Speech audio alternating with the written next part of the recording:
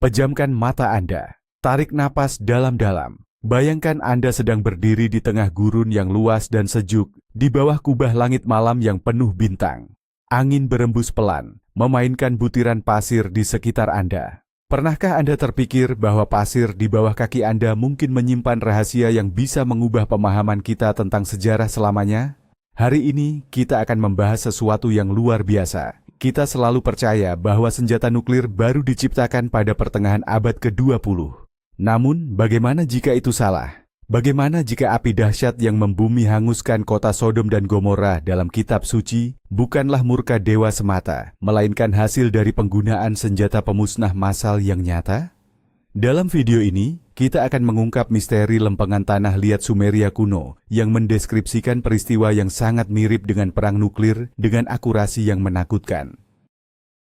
Saya berjanji, hari ini Anda akan mendengar fakta-fakta yang akan membuat Anda melihat mitos kuno dengan sudut pandang yang sama sekali baru.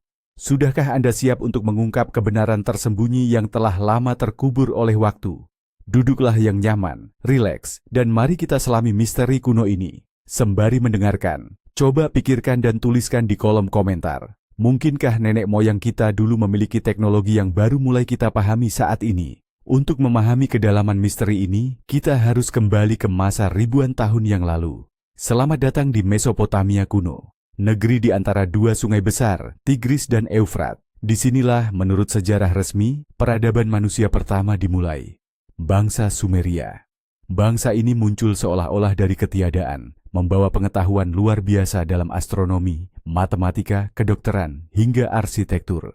Mereka meninggalkan jutaan lempengan tanah liat dengan tulisan paku. Selama ini, lempengan tersebut dianggap hanya berisi mitos, dongeng tentang dewa, atau catatan perdagangan gandum. Namun, pada pertengahan abad ke-20, para peneliti mulai menerjemahkan teks-teks yang sangat mengejutkan. Teks tersebut bercerita tentang para dewa yang turun dari langit, dewa-dewa yang memiliki senjata mengerikan, dan yang paling penting, teks-teks ini menggambarkan konflik besar di antara makhluk-makhluk perkasa tersebut, sebuah konflik yang memicu bencana luar biasa di Timur Tengah. Mari kita urai satu persatu teks kuno ini dan lihat bagaimana mereka berkaitan dengan legenda yang kita kenal serta penemuan geologi modern. Mari kita mulai dengan sebuah kisah yang pastinya sudah tidak asing lagi bagi kita semua. Kisah Alkitab tentang Sodom dan Gomora. Secara turun-temurun, kita diajarkan bahwa kota-kota ini musnah akibat hujan api dan belerang sebagai hukuman atas dosa penduduknya. Namun, mari kita coba melihat kisah ini dari sudut pandang yang berbeda. Bayangkan suasana bencananya. Sebuah kilatan cahaya yang tiba-tiba muncul, lebih terang dari ribuan matahari. Badai api yang dalam sekejap menghanguskan bangunan dan manusia menjadi abu, serta gumpalan asap tebal yang membubung tinggi ke langit, menyerupai kepulan asap dari tungku raksasa. Terdengar familiar? Deskripsi ini sangat mirip dengan peristiwa ledakan nuklir. Selama ini banyak yang menganggap kisah tersebut hanyalah metafora indah atau deskripsi berlebihan tentang letusan gunung berapi. Tapi, ada satu masalah besar di sini. Di kawasan Laut Mati, yang diyakini sebagai lokasi kota-kota tersebut, sama sekali tidak pernah ada gunung berapi aktif. Sebagai bukti kuat, ekspedisi arkeologi modern menemukan butiran-butiran aneh berisi belerang murni yang tertanam di dalam bebatuan di pesisir Laut Mati. Belerang semurni ini tidak ditemukan secara alami di alam bebas. Ia hanya bisa terbentuk melalui suhu yang sangat ekstrem, jauh melampaui panas kebakaran hutan ataupun gempa bumi biasa. Inilah petunjuk pertama yang mulai membuat kita meragukan versi sejarah yang selama ini kita ketahui. Namun, apa rahasia sebenarnya yang tersembunyi di balik kisah Alkitab ini? Untuk menemukan jawabannya, kita perlu menelusuri sumber-sumber tertua yang pernah ada. Alkitab, terlepas dari segala keagungannya, adalah teks yang telah mengalami banyak penulisan ulang dan penyuntingan selama berabad-abad. Sebaliknya, tablet tanah liat Sumeria yang mengeras akibat kobaran api kuno justru sampai ke tangan kita dalam bentuk aslinya. Usia tablet-tablet ini ribuan tahun lebih tua daripada naskah Alkitab manapun. Di dalamnya tersimpan catatan mendalam mengenai peristiwa yang memicu kehancuran kota-kota di dataran rendah tersebut. Teks kuno ini menyebut sosok-sosok dewa tersebut sebagai Anunnaki. Berdasarkan terjemahan sejumlah pakar bahasa, sempat terjadi perang saudara yang sengit antara klan makhluk perkasa ini demi memperebutkan kekuasaan. Dan dalam konflik inilah mereka memutuskan untuk mengerahkan senjata pamungkas. Ada anggapan umum bahwa manusia purba itu sangat primitif dan hanya bisa berperang menggunakan pedang perunggu. Namun, ada satu bukti kuat yang membantah hal itu, yaitu kisah epik Era. Dalam naskah ini, sesosok dewa bernama Era memutuskan untuk melepaskan apa yang disebut sebagai senjata teror. Teks tersebut menggambarkan senjata ini sebagai kekuatan yang tak tertandingi, yang disembunyikan di tempat rahasia dan memancarkan cahaya yang luar biasa dahsyat. Ini sama sekali tidak terdengar seperti deskripsi pedang atau tombak biasa. Ini lebih terdengar seperti deskripsi dari sebuah persenjataan berteknologi tinggi. Mari kita telusuri dari awal, bagaimana sebenarnya bangsa Sumeria mendeskripsikan penggunaan senjata ini. Dalam teks-teks kuno disebutkan bahwa sebelum serangan terjadi, para dewa meninggalkan kota-kota mereka menggunakan kendaraan terbang. Mereka tahu sesuatu yang mengerikan akan segera terjadi. Epos Era memuat gambaran yang sangat akurat sekaligus mencekam. Di sana tertulis bahwa senjata itu dilepaskan dan menghantam bumi sedemikian dahsyatnya, hingga bukan hanya manusia yang binasa, tetapi tanaman pun tidak bisa lagi tumbuh di tanah tersebut. Coba renungkan kalimat ini. Jika itu hanya kebakaran biasa, alam pasti akan pulih seiring waktu. Abu justru akan menjadi pupuk yang subur. Namun, bangsa Sumeria menggambarkan kematian tanah secara total yang berlangsung selama berabad-abad. Untuk mematahkan mitos bahwa ini hanyalah kekeringan hebat, mari kita lihat contoh nyata dari zaman kita, zona eksklusi Chernobyl, atau situs uji coba nuklir di Nevada. Dimanapun senjata nuklir digunakan atau terjadi kebocoran radiasi skala besar, tanah menjadi tidak layak huni. Struktur tanahnya sendiri berubah. Para juru tulis Sumeria, meski tidak mengenal kata radiasi, mendeskripsikan dampaknya dengan sangat tepat. Mereka berbicara tentang kekuatan tak kasat mata yang meracuni air dan membuat tanah menjadi mandul. Ini adalah kemiripan yang luar biasa, yang akan membuat siapapun yang mampu menganalisis teks secara objektif mulai berpikir ulang. Sambil terus mendalami misteri ini, mari kita alihkan perhatian ke satu lokasi geografis yang sangat spesifik. Prasasti kuno Sumeria mencatat sebuah tempat yang konon menjadi target utama serangan dahsyat. Lokasi ini digambarkan sebagai pelabuhan antariksa para dewa. Setelah menganalisis berbagai peta dan teks kuno, banyak peneliti sejarah alternatif berpendapat bahwa situs ini dulunya berada di semenanjung Sinai. Menurut legenda, di sanalah pusat kendali penerbangan dan komunikasi berada, sebuah pusat vital yang ingin dihancurkan oleh pihak lawan dengan segala cara. Dan disinilah ceritanya menjadi semakin menarik.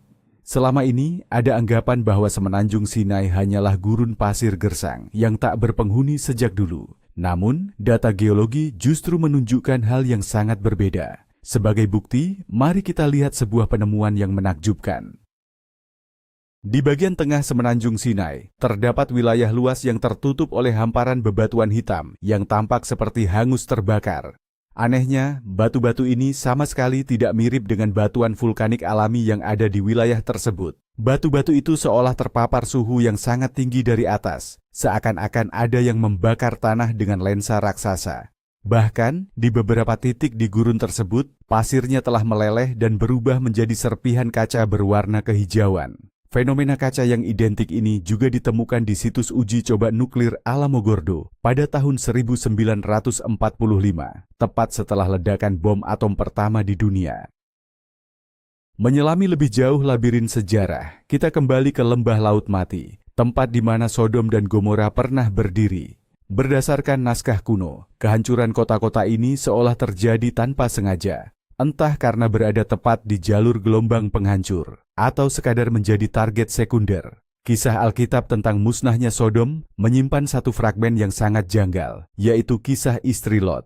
Para malaikat yang datang menyelamatkan Lot memerintahkan ia dan keluarganya untuk segera lari dan dilarang keras menoleh ke belakang. Namun, istri Lot melanggar perintah tersebut. Ia berbalik untuk melihat kehancuran kotanya, dan seketika itu juga, ia berubah menjadi tiang garam. Mitos ini seringkali dianggap sebagai peringatan tentang hukuman akibat rasa ingin tahu yang berlebihan. Namun, mari kita tinjau peristiwa ini dari sudut pandang fisika.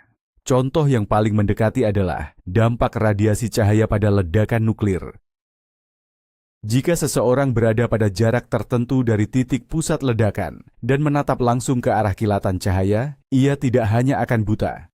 Suhu yang luar biasa panas akan menguapkan seluruh cairan dalam tubuh dalam sekejap. Mengingat 70% tubuh manusia terdiri dari air, ketika proses penguapan instan itu terjadi, yang tersisa hanyalah endapan mineral, garam, dan kalsium. Istri Lot tidak benar-benar berubah menjadi garam dapur dalam arti harfiah. Tubuhnya mengalami kristalisasi dan pengarangan instan akibat hantaman gelombang panas yang sangat masif. Orang-orang zaman dahulu menggambarkannya sesuai dengan apa yang mampu mereka cerna. Ia telah menjadi tiang mineral berwarna putih. Namun, dampak dari serangan ini tidak hanya berhenti di semenanjung Sinai dan Laut Mati saja. Disinilah kita sampai pada bagian paling tragis dalam catatan sejarah Sumeria. Angin yang berhembus dari arah barat membawa maut yang tak kasat mata, menyeretnya jauh ke timur, tepat ke arah kota-kota Sumeria yang kala itu tengah makmur. Dalam naskah-naskah kuno, fenomena ini dijuluki sebagai angin jahat. Ini bukan sekadar kiasan. Catatan sejarah menggambarkannya dengan detail yang sangat mengerikan. Angin jahat ini tidak menumbangkan pepohonan ataupun meruntuhkan tembok bangunan. Ia datang dengan senyap, nyaris tidak terasa. Namun, dimanapun ia melintas, orang-orang langsung tumbang dan mati di jalanan. Mari kita luruskan anggapan bahwa ini hanyalah wabah penyakit biasa seperti pes atau kolera. Penyakit membutuhkan waktu untuk menyebar dan memiliki gejala yang jauh berbeda. Contoh nyata yang menggambarkan kedahsyatan angin jahat ini tertulis dalam Ratapan Kota Ur. Teks tersebut menceritakan bagaimana orang-orang mulai batuk berdarah. Kulit mereka tertutup borok yang mengerikan, rambut rontok, dan tubuh mereka terasa terbakar dari dalam, meskipun tidak ada api di sekitar mereka. Air di sungai-sungai berubah menjadi pahit dan beracun. Tidak ada satupun yang bisa selamat. Bahkan para dewa yang berdiam di kuil-kuil mereka terpaksa melarikan diri dengan panik, karena senjata tak terlihat ini tidak memandang bulu. Apa yang digambarkan oleh bangsa Sumeria sebenarnya bukanlah sebuah penyakit. Itu adalah gejala klasik dan sangat akurat dari sindrom radiasi akut tingkat parah yang disebabkan oleh hujan radioaktif. Bayangkan kengerian yang dialami penduduk kota kuno Ur. Dahulu, kota ini adalah permata peradaban. Zigurat raksasa yang megah, pasar yang hiruk-pikuk, dan taman-taman hijau yang indah. Namun tiba-tiba tanpa peringatan, langit menjadi gelap dan kutukan, tak kasat mata turun menyelimuti kota. Naskah kuno Ratapan untuk Ur menggambarkan kesedihan yang luar biasa. Di sana diceritakan bagaimana para ibu terpaksa meninggalkan anak-anak mereka karena tak lagi mampu menolong. Si kaya maupun si miskin, semuanya membusuk hidup-hidup di dalam rumah mereka sendiri. Jalanan yang tadinya ramai berubah menjadi sunyi senyap, hanya menyisakan suara rintihan mereka yang sedang menjemput ajal. Mungkin kita menganggap para penulis kuno hanya melebih-lebihkan cerita demi efek dramatis. Namun, pertanyaannya adalah, mengapa mereka memilih gejala yang begitu spesifik? Coba bandingkan dengan kesaksian para penyintas bom Hiroshima. Ingatan mereka tentang hari-hari pertama setelah ledakan memiliki kemiripan yang mengerikan dengan baris-baris dalam ratapan bangsa Sumeria. Sebuah racun tak kasat mata yang membunuh secara perlahan dan menyiksa. Gusi berdarah, tubuh yang kehilangan seluruh tenaga, hingga muntah darah. Bangsa Sumeria menulis bahwa angin ini tidak memiliki bau dan tidak berwarna, namun ia mampu merenggut nyawa. Bagaimana mungkin bangsa kuno bisa menggambarkan gejala radiasi dengan akurasi medis yang begitu sempurna? Padahal mereka seharusnya tidak pernah mengenal apa itu radiasi? Jawabannya sudah jelas. Mereka tidak sedang berimajinasi. Mereka sedang mendokumentasikan apa yang mereka saksikan dengan mata kepala sendiri. Mari kita perhatikan lebih dalam bagaimana reaksi para dewa, yakni kaum Anunnaki, terhadap peristiwa ini. Dalam berbagai naskah kuno disebutkan dengan sangat jelas bahwa saat angin jahat itu mulai mendekati kota-kota Sumeria, para penguasa tertinggi mereka menyadari betapa dahsyatnya skala bencana yang terjadi. Menariknya, mereka tidak mencoba melawan angin tersebut dengan sihir ataupun mantra. Mereka justru melakukan apa yang akan dilakukan oleh manusia modern yang memahami bahaya radiasi. Mereka segera mengevakuasi diri. Teks-teks tersebut menggambarkan bagaimana para dewa ini menaiki kapal-kapal langit mereka. Mereka terbang tinggi ke angkasa, lalu memandang ke bawah dengan penuh kengerian, menyaksikan peradaban mereka sendiri hancur lebur. Gambaran ini sepenuhnya meruntuhkan mitos klasik tentang sosok dewa maha kuasa yang mampu mengendalikan alam. Di sini, makhluk-makhluk ini justru terlihat sangat rentan dan tak berdaya di hadapan senjata yang mereka ciptakan sendiri. Salah satu ilustrasi yang paling kuat adalah kisah Dewi Ishtar. Diceritakan bahwa ia menangis tersedu-sedu saat melihat dari langit bagaimana kotanya yang megah, Uruk, berubah menjadi hamparan kuburan. Ia berteriak, mengutuk hari di mana mereka memutuskan untuk menggunakan senjata pemusnah tersebut. Sikap semacam ini sama sekali tidak lazim bagi dewa-dewa mitologis yang biasanya tidak mengenal rasa sesal. Ini lebih terlihat seperti perilaku makhluk hidup yang telah melakukan kesalahan fatal dan kini terpaksa menyaksikan konsekuensi dari bencana ekologi global yang bahkan tidak sanggup mereka bendung untuk melindungi rumah mereka sendiri di bumi.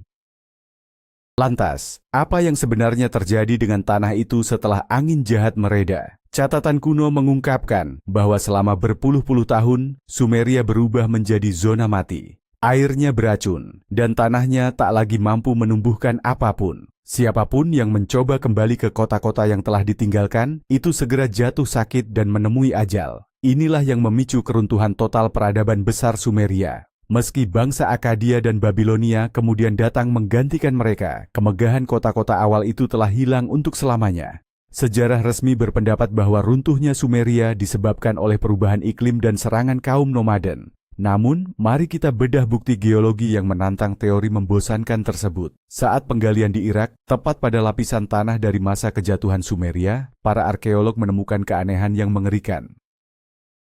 Di beberapa titik, ditemukan kerangka manusia yang tergeletak begitu saja di jalanan, seolah-olah maut datang menjemput mereka dalam sekejap mata. Yang lebih mengejutkan lagi, pada lapisan tanah kuno ini, para peneliti mendapati kadar isotop radioaktif yang melonjak tajam. Walaupun sains arus utama sering menyebutnya sebagai radiasi alami, konsentrasi elemen-elemen ini di lapisan tertentu menunjukkan pola yang sangat identik dengan sisa-sisa hujan radioaktif.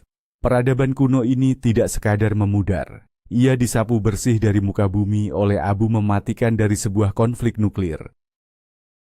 Menarik untuk memperhatikan bagaimana ingatan akan peristiwa ini berubah di berbagai bangsa. Apa yang awalnya digambarkan oleh bangsa Sumeria sebagai perang antar peradaban maju dan kontaminasi radiasi, seiring berjalannya waktu, berubah menjadi dogma agama. Dalam tradisi Yahudi kuno, kisah ini berevolusi menjadi riwayat Sodom dan Gomora.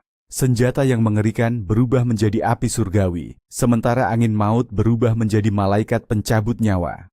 Ada anggapan bahwa semua agama lahir hanya dari rasa takut manusia terhadap guntur atau gempa bumi. Namun teks-teks kuno ini menunjukkan mekanisme yang jauh berbeda.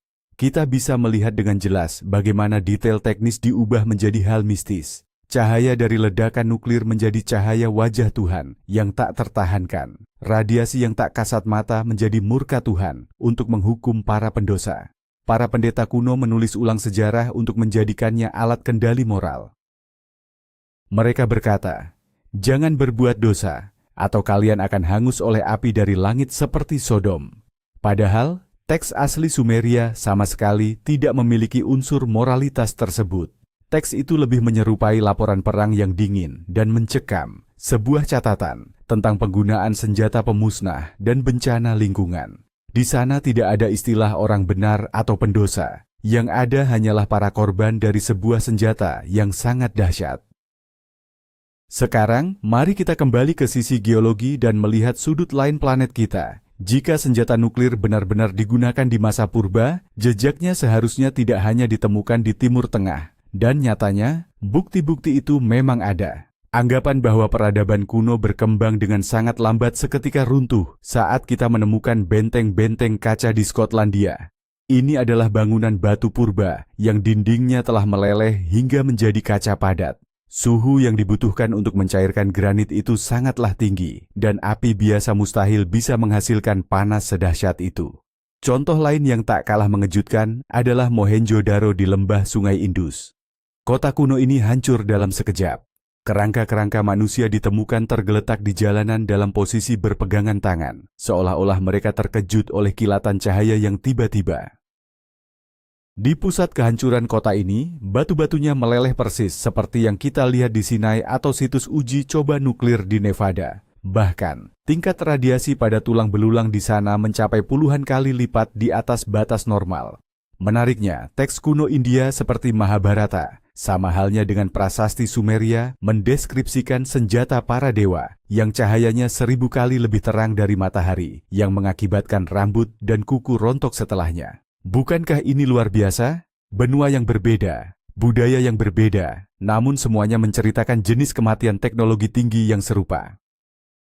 Lantas, bagaimana sains arus utama menanggapi semua kebetulan ini? Sebagian besar ilmuwan memilih untuk mengabaikan atau bahkan mencemooh teori-teori tersebut. Ada anggapan kuat bahwa terjemahan teks Sumeria oleh peneliti seperti Zechariah Sitchin hanyalah fantasi belaka dan tidak memiliki nilai ilmiah.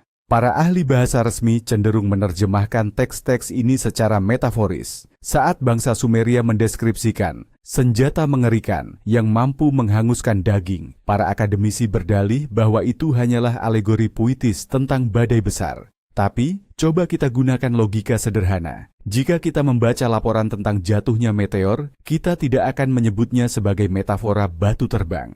Kita pasti akan memahaminya secara harfiah. Lalu, mengapa teks yang mendeskripsikan proses teknis secara mendetail justru terus-menerus kita anggap sebagai dongeng? Masalahnya adalah, mengakui keberadaan peradaban canggih di masa purba akan memaksa kita untuk menulis ulang seluruh buku sejarah. Hal ini akan meruntuhkan teori evolusi manusia yang sudah mapan. Teori yang menyatakan bahwa masyarakat berkembang dari yang sederhana menuju yang kompleks. Itulah sebabnya, jauh lebih mudah untuk menyebut pasir yang meleleh di Sinai sebagai fenomena alam dan gejala radiasi dalam teks-teks kuno sebagai kebetulan belaka. Namun bagi mereka yang berani berpikiran terbuka, tablet-tablet Sumeria ini terdengar seperti jeritan dari masa lalu, sebuah peringatan tentang apa yang pernah terjadi di bumi ini sebelumnya. Mari kita resapi kembali keheningan malam ini, sambil merenungkan betapa dahsyatnya peristiwa yang tertulis dalam prasasti-prasasti kuno ini. Hancurnya Sodom dan Gomora ternyata hanyalah kepingan kecil dari sebuah konflik global yang jauh lebih besar. Teks-teks bangsa Sumeria menyebutkan berbagai jenis senjata pemusnah, bukan hanya yang memicu radiasi. Di sana digambarkan adanya pancaran sinar yang mampu membelah batu, serta mesin-mesin terbang yang melesat melampaui kecepatan suara. Hal ini seolah mematahkan mitos bahwa manusia purba hanya mengandalkan pahat tembaga dan ribuan budak untuk membangun piramida atau zigurat. Bukti nyatanya bisa kita lihat pada monolit raksasa di Baalbek, Lebanon. Di sana terdapat balok-balok batu seberat 1000 ton yang dipahat dengan presisi sempurna dan disusun sangat rapi. Bahkan hingga hari ini, belum ada satupun alat berat modern yang mampu mengangkat beban seberat itu.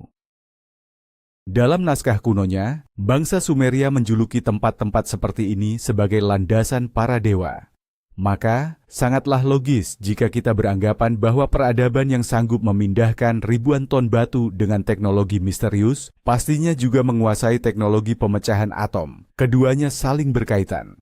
Kemampuan konstruksi yang luar biasa merupakan cerminan dari pemahaman fisika yang sangat mendalam. Salah satu bagian yang paling mengerikan dari kisah ini adalah betapa detailnya bangsa Sumeria memahami sifat dari ancaman yang tidak terlihat. Dalam kisah epik Era, ada momen di mana para dewa berusaha menghentikan penyebaran angin jahat. Mereka memerintahkan agar pintu-pintu dikunci dan jendela-jendela ditutup rapat menggunakan tanah liat. Ini sangat mengejutkan. Anggapan bahwa mereka hanya menganggap ini sebagai kutukan iblis seketika terbantahkan oleh instruksi sederhana tersebut. Jika itu adalah roh jahat, mereka pasti akan menyarankan doa atau ritual persembahan. Namun, mereka justru menyarankan untuk menyegel ruangan. Coba bandingkan dengan protokol pertahanan sipil modern saat terjadi kontaminasi radiasi. Langkah pertama yang harus dilakukan adalah tutup jendela, matikan ventilasi, dan tambal semua celah agar debu radioaktif tidak masuk ke dalam. Bangsa Sumeria kuno yang hidup 4000 tahun yang lalu melakukan tindakan yang persis sama. Mereka tahu bahwa maut terbawa melalui udara bersama partikel debu, dan mereka yang sempat bersembunyi di bunker bawah tanah yang dalam atau yang menutup rapat jendela rumah mereka dengan aspal dan tanah liat, memiliki peluang untuk bertahan hidup. Ini adalah sebuah pemahaman teknis yang sangat praktis tentang bagaimana sifat fisik dari awan radioaktif bekerja. Kini, kita sampai pada sebuah misteri besar lainnya. Di manakah sisa-sisa para dewa tersebut? Mereka yang pernah melepaskan kedahsyatan senjata ini. Teks-teks Sumeria mencatat bahwa pasca bencana besar tersebut, banyak dari mereka meninggalkan bumi selamanya, membiarkan umat manusia menanggung sendiri konsekuensi pahitnya. Namun, ada juga yang memilih untuk tetap tinggal. Muncul mitos bahwa mereka telah punah atau perlahan membaur dengan manusia biasa. Namun bukti nyata bahwa warisan mereka tetap hidup bisa dilihat dari dinasti-dinasti elit kuno yang mengklaim memiliki garis keturunan langsung dari para dewa. Para Firaun di Mesir, penguasa Babilonia, hingga raja-raja di India kuno. Mereka semua mengakui asal-usul mereka yang suci dan bukan berasal dari dunia ini. Bisa jadi, mereka adalah keturunan dari sosok-sosok yang pernah menguasai teknologi mengerikan tersebut. Seiring hancurnya seluruh infrastruktur, teknologi canggih itu pun lenyap tanpa bekas, dan bumi terperosok ke dalam zaman kegelapan yang baru. Mereka yang selamat harus memulai segalanya dari nol, hanya dengan sisa-sisa ingatan tentang mesin terbang raksasa dan api dahsyat yang melahap segalanya. Kita, manusia modern saat ini, mungkin adalah keturunan dari mereka yang berhasil bertahan melewati musim dingin nuklir purba tersebut, membangun kembali peradaban sedikit demi sedikit dari abu kejayaan yang telah lama terlupakan. Bayangkanlah saat Anda mulai terlelap, debu radioaktif perlahan turun menyelimuti reruntuhan zigurat megah di Ur dan Uruk. Kota-kota pun menjadi sunyi. Hamparan pasir gurun perlahan menimbun jalanan, menghapus sisa-sisa tragedi yang pernah terjadi. Alam mulai mengambil alih kekuasaannya kembali, meski dalam senyap dan waktu yang lama. Ratusan tahun berlalu, hingga akhirnya para pengembara kembali menginjakkan kaki di tanah ini. Mereka menatap bukit-bukit raksasa, tempat kota-kota mati terkubur di bawahnya, lalu mulai merangkai berbagai legenda. Mereka menemukan bongkahan kaca dan menjadikannya jimat, tanpa menyadari bahwa itu sebenarnya adalah sisa-sisa api kematian yang membeku. Mari kita patahkan mitos bahwa waktu melenyapkan segalanya. Sebaliknya, waktu justru mengawetkan kebenaran bagi mereka yang berani mencarinya. Lihat saja kepingan tablet tanah liat kuno itu. Kobaran api yang seharusnya menghancurkan segalanya, justru memanggang tanah liat tersebut hingga menjadi sekeras batu. Sang api mengabadikan tulisan-tulisan itu untuk selamanya. Ironis, bukan? Api yang meluluh lantakkan sebuah peradaban, justru menyimpan jeritan terakhir mereka yang meminta pertolongan. Tablet-tablet ini terpendam di dalam tanah selama ribuan tahun, menunggu saat di mana manusia kembali menemukan rahasia energi atom, agar akhirnya kita benar-benar paham apa sebenarnya yang diteriakkan oleh bangsa Sumeria kuno. Pernahkah terlintas di pikiran Anda, mengapa tema ini mendadak begitu relevan sekarang? Mungkin karena kita sedang berdiri di persimpangan yang sama dengan bangsa Anunnaki ribuan tahun yang lalu. Saat ini, kita telah menumpuk gudang senjata yang mampu melenyapkan planet ini berkali-kali. Ada sebuah mitos berbahaya yang kita yakini, bahwa manusia modern sudah terlalu bijak untuk menggunakan senjata pemusnah tersebut. Kita merasa aman di balik sistem keseimbangan kekuatan. Namun, konflik lokal dan krisis yang terus terjadi adalah pengingat betapa rapuhnya dunia kita sebenarnya. Dewa-dewa kuno Sumeria pun kemungkinan besar berpikir bahwa mereka memegang kendali penuh. Dalam epos Era digambarkan betapa panjangnya perdebatan sebelum senjata itu akhirnya digunakan. Mereka sempat ragu, mereka paham betul apa konsekuensinya. Namun pada akhirnya rasa takut akan kehilangan kekuasaan jauh lebih kuat daripada akal sehat. Tombol ditekan. Senjata mematikan pun dilepaskan. Saat membaca teks-teks kuno ini, sebenarnya kita sedang berkaca pada diri sendiri. Kisah Sumeria tentang perang nuklir bukanlah sekadar dongeng sebelum tidur. Ini adalah peringatan keras yang dikirim melintasi milenium. Sebuah pesan bahwa teknologi canggih tidak menjamin kebijaksanaan, dan sebuah peradaban bisa musnah menjadi debu hanya dalam satu hari saja. Bayangkan seorang arkeolog abad ke-19, di bawah cahaya remang lampu minyak, mencoba menguraikan simbol-simbol paku ini untuk pertama kalinya. Ia menerjemahkan kata-kata tentang api langit dan penyakit yang tidak terlihat, namun ia tidak percaya pada matanya sendiri. Baginya, semua itu hanyalah imajinasi. karena pada masa itu radioaktivitas belum ditemukan. Namun bagi kita, manusia di abad ke-21, setiap baris kalimat dalam lempengan tanah liat ini membawa makna yang sangat nyata dan mengerikan.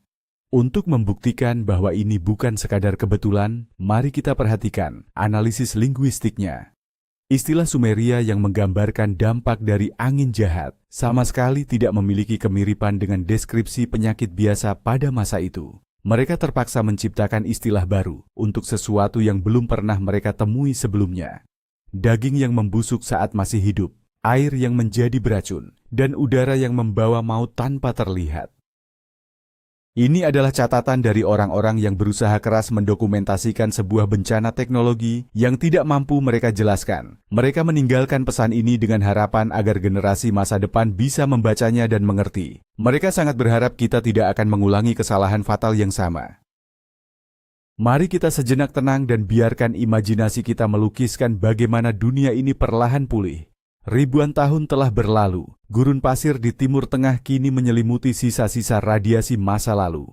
Di atas dataran yang dulu hangus terbakar, rerumputan mulai tumbuh kembali. Namun, tempat-tempat tertentu seperti pesisir Laut Mati akan selamanya menjadi padang garam yang gersang dan tak bernyawa. Ingatan tentang perang besar perlahan memudar, menjelma menjadi mitos samar tentang murka ilahi. Namun, bumi tidak pernah lupa. Gagasan bahwa sejarah adalah garis lurus menuju kemajuan kini terpatahkan. Sebaliknya, kita melihat siklus yang terus berulang di mana-mana. Kekaisaran besar bangkit, mencapai puncak teknologi, lalu hancur dalam api peperangan atau bencana, hanya menyisakan puing-puing batu dan legenda. Bangsa Sumeria hanyalah salah satu bab dari kisah ini. Lempengan tanah liat mereka adalah kotak hitam dari sebuah peradaban yang telah musnah. Seperti kotak hitam pada pesawat, mereka merekam detik-detik bencana dengan apa adanya. Kita telah berhasil menerjemahkannya. Kita telah mendengar suara mereka yang bergema dari kedalaman waktu. Kini, pilihannya ada di tangan kita. Apa yang akan kita lakukan dengan informasi ini? Akankah kita benar-benar memetik pelajaran dari tragedi Sodom dan Gomora setelah memahami apa yang sebenarnya terjadi? Atau kita akan terus menganggapnya sekadar dongeng lama yang tidak berarti?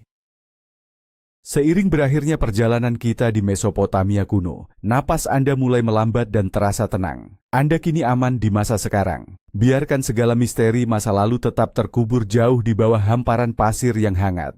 Kisah-kisah tentang dewa yang turun dari langit, tentang kereta terbang dan senjata-senjata dahsyat mereka, perlahan memudar dalam keheningan malam. Kita tak pernah tahu pasti siapa sebenarnya sosok-sosok itu.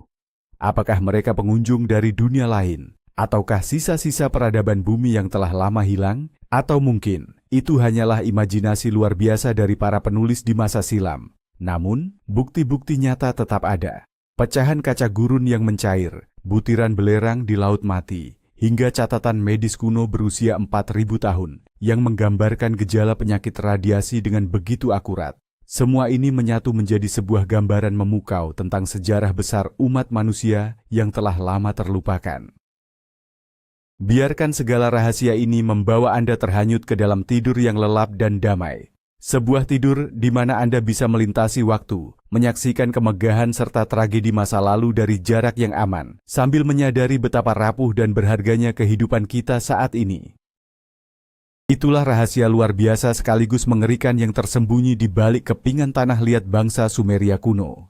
Selama ribuan tahun, kisah kehancuran Sodom dan Gomora dianggap hanyalah metafora indah dalam kitab suci tentang murka Tuhan. Namun, saat kita meneliti kembali sumber-sumber aslinya, narasi tersebut berubah menjadi sebuah laporan yang mencekam tentang penggunaan senjata pemusnah massal di masa purbakala. Kita telah menelusuri jejak sejarah, mulai dari misteri pasir Sinai yang mencair hingga deskripsi mengejutkan tentang penyakit radiasi dalam kitab Ratapan untuk Kota Ur. Bukankah ini sebuah sudut pandang yang benar-benar mengubah cara kita melihat sejarah manusia? Ternyata mungkin saja kita bukanlah peradaban pertama di planet ini yang mampu membelah atom. Dan sayangnya kita pun bukan yang pertama yang menggunakan kekuatan dahsyat tersebut untuk memusnahkan sesama. Kisah ini mengajarkan kita bahwa waktu bersifat siklis dan teknologi tanpa kebijaksanaan hanya akan membawa peradaban menuju kehancuran. Mengubah kota-kota menjadi tiang garam dan abu radioaktif. Saya harap perjalanan menembus rahasia Mesopotamia ini menarik bagi Anda dan membantu Anda merasa lebih rileks sebelum beristirahat.